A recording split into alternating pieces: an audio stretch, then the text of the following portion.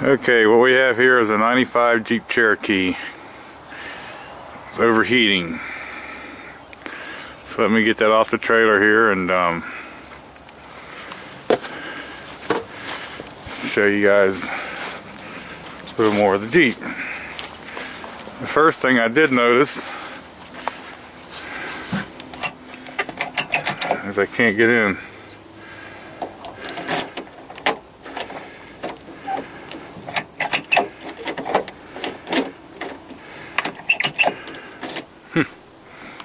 Okay, let's try the other door.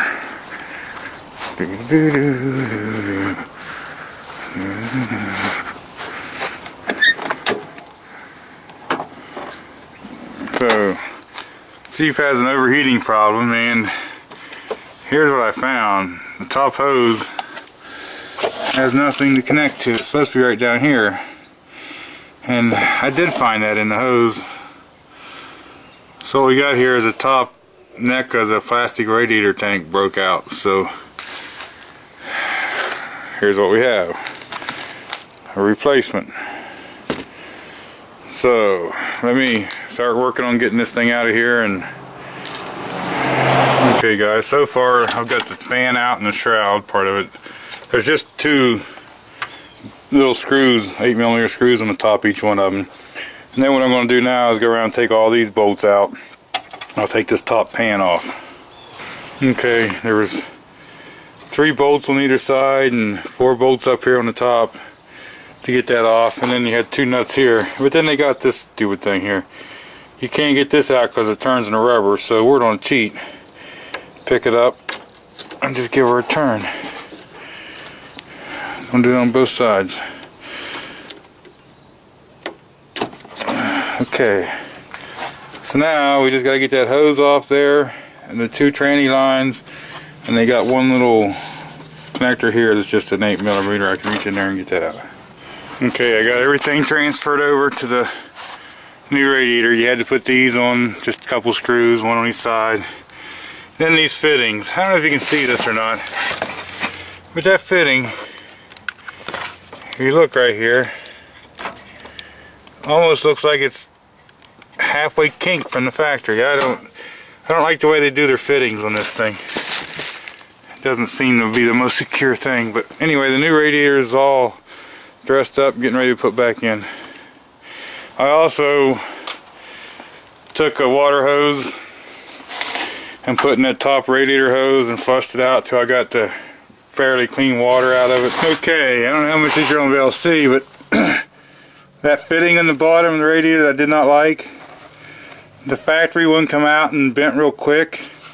Well, this one hits the Jeep back there. So I got to come up with a new plan. Here guys, maybe you can see a little better right here. See, this fitting does not fit in there where it belongs. And it's too long, so it makes it hit the side of the Jeep. So we're going to have to do a little alterations there. Okay, so right here's where that line's fitting. So I talked to the owner. He wants to go ahead and use the radiator no matter what. So I'm just going to split this with the grinder, and I'm going to bend that down. He said they was talking about that when he picked up the radiator. Some people's had to do modifications, so he knows about it, so we're going to do it. Now there's a look at where I had to cut out to make that hose fit down in there. See, this hose was hitting up on top of there, so I just cut that out and made it fit. So anyway, I guess it's aftermarket. What do you expect? Okay, the radiator's closer to going in. They had that little screw coming up to the bottom. I just put that one there because it's by the fan. It won't hurt nothing.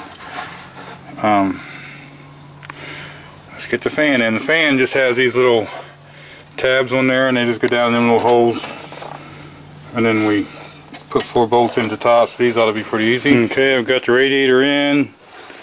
Everything went in pretty well, it looked like this time, after we cut the little notch out down there. And now we just got to put antifreeze in it, look for leaks, and call this one good. We're going to try to look in here and see if we can get him away in there. Alright, to fix the Jeep door, all I did was pull that plug out of there. That was all rusted up in there, so I sprayed some oil in there and used the handle a few times. And now it works. So we'll put this back on.